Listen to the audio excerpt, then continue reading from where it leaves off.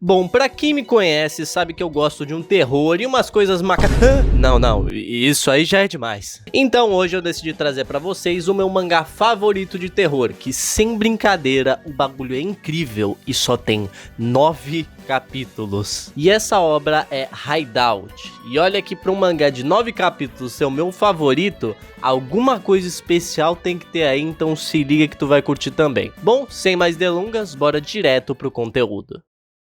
A obra começa com um livro caído no chão, introduzindo o protagonista, o Seishi, que é um escritor, mas aparentemente teve um fim bem horrível. E isso fica mais claro logo na página seguinte, que mostra ele amarrado e todo estourado, implorando pela própria vida, enquanto dois olhos enormes observam ele na escuridão. O mangá então volta no passado pra gente ver o que tinha acontecido até aquele ponto, e lá vemos ele e a sua mulher, a Miki, uma personagem que só de tu bater o olho nela tu já pensa, essa é desgraçada, hein? Eles estavam de férias em uma ilha isolada para recomeçar suas vidas depois de um suposto incidente. E o Seishi fala que um nativo contou para ele que existe uma cachoeira que traria felicidades para o casal que fosse lá. E ela, obviamente, já dá aquela aloprada básica nele, né? Mas eles vão de qualquer jeito. Só que, filhão, tava uma chuva maldita, ele já tava dirigindo por 1 hora, os dois estavam longe de tudo. E a Miki, obviamente, fica de saco cheio e começa a reclamar. O Seishi, do nada, começa a contar uma história falando que aquela ilha foi um campo de batalha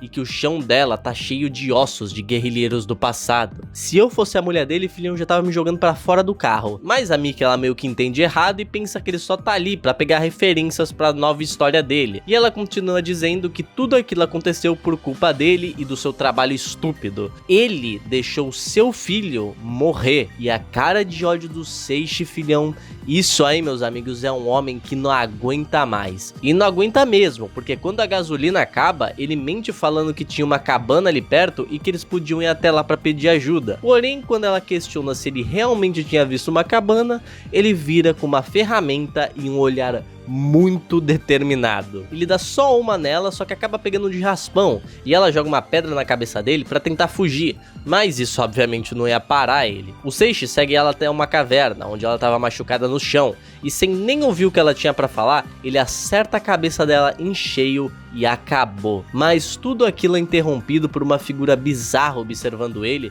e chamando pela sua mãe. O Seishi, achando que já estava alucinando, decide ir embora de lá. Só que era meio estranho, a caverna estava mais longa, ou ele provavelmente se perdeu no caminho. Mal sabia ele que isso daí acabaria sendo um detalhe perto do que estava prestes a acontecer. Quando ele cai no chão e encontra um sapato jogado, o monstro com um facão parte pra cima dele. E a Miki também já tinha sido pega pela criança, que não era uma ilusão. Por sorte, o Seishi desvia e começa a correr daquela coisa. Mas encurralado, em pânico, ele vê um alçapão no meio da caverna e abre ele pra tentar fugir.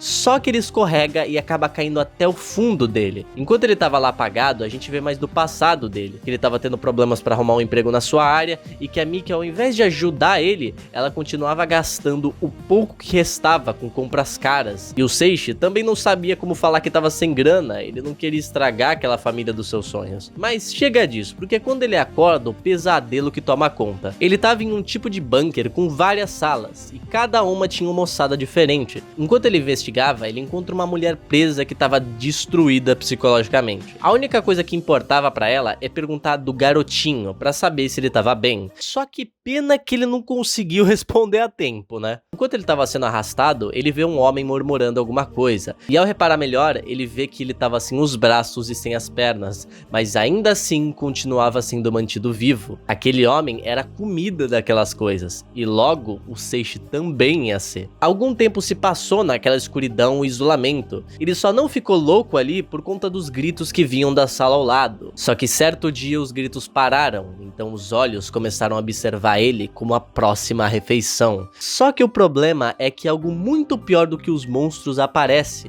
A Miki, ela começou a bater nele com a mesma ferramenta que ele usou nela, dizendo que o monstro tem um fraco por mulheres e cuidou dos ferimentos dela, e ela diz que vai usar aquilo pra sair dali.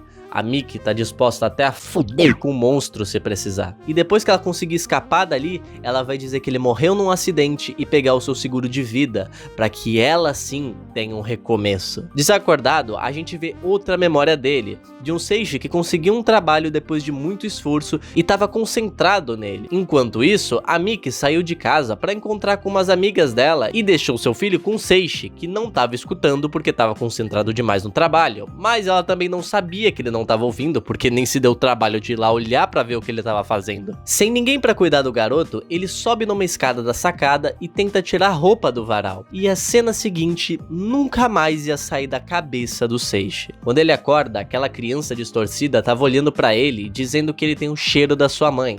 Aí ele já entende que a mina presa é a mãe dele e pede pra ele o soltar, que ele ia levar ele pra sua mãe. O moleque ingênuo obedece e ele vai pegar algumas roupas, mas é no meio delas que ele encontra um facão. E depois de se trocar, ele parte pra ter uma conversinha com a Miki antes de fazer o que prometeu pro garoto. Enquanto ela tava dando pra aquela coisa, ele apunhala a criatura e calmamente diz: Miki, a gente vai enterrar o passado aqui, beleza? Meu amigo, ódio é uma coisa que não falta para este homem. Quando ele tava prestes a finalizar ela, o monstro levanta de novo e impede ele, mas não por muito tempo até tomar outra na barriga. O Seishi, que já tava louco a esse ponto, começa a ver a criança lá como seu próprio filho, e a Miki, que tava fugindo e achou a saída, começa a cantar a vitória. Só que é nesse momento que Vral leva um backstab pelo monstro que ainda tava vivo. Voltando agora pro Seishi, que tava realmente levando a criança pra ver a sua mãe, é emboscado no canto pelo monstro, ou melhor, o monstro é emboscado por ele, porque o Seishi tá tão motivado em matar aquela criatura que o próprio bicho fica em choque dele. E meu amigo, ele não tava pra brincadeira mesmo, porque ele leva um tiro e ele não para até conseguir matar o seu alvo. Em meio a essa treta toda, a gente vê uma última memória dele, que ele pede pros pais da Miki por um divórcio, mas como um belo filho da puta que o pai dela é, ele ia chamar os advogados dele pra processar o Seishi e tirar o pouco dinheiro que ele já não tinha. Mas no dia seguinte, do nada, o Seishi decide viajar com a Miki. E eles acham estranho a mudança repentina. Mas, pois é, né? É isso que você ganha por dizer não a alguém que já não tem mais nada a perder. Depois a gente vê ele naquela sala com aquela outra mulher. E quando ela começa a ter esperança por pensar que tá livre, ele diz que não tem por que sair dali. A família dele estava reunida. Não existe mais nada no mundo que ela possa precisar.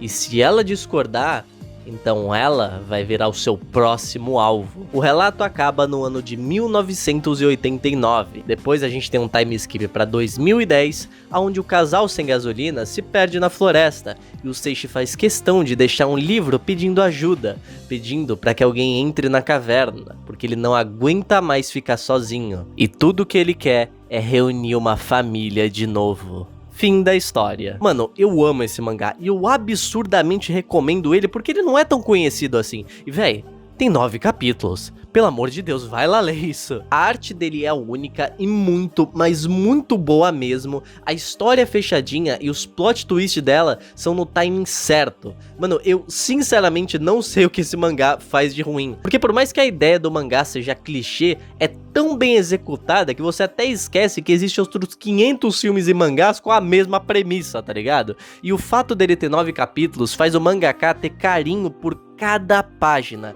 E a história também é muito fechadinha e muito interessante. Você não fica pensando, tipo, nossa, como ele fez isso? A polícia não ia pegar ele, tá ligado? Porque ele consegue explicar tudo de um jeito muito racional. E isso é um bagulho que esses mangás meio criminais, assim, onde o ser humano é o vilão, acaba falhando. Mas esse daqui fez perfeito. Então fica aí a minha recomendação de Hideout. Bom, mas é antes de ir que eu quero agradecer aos membros do canal, esse pessoal maravilhoso que não para de aumentar aqui. Meu Deus do céu, daqui a pouco eu vou ficar 5 minutos só falando o nome dos marcados pelo estigma.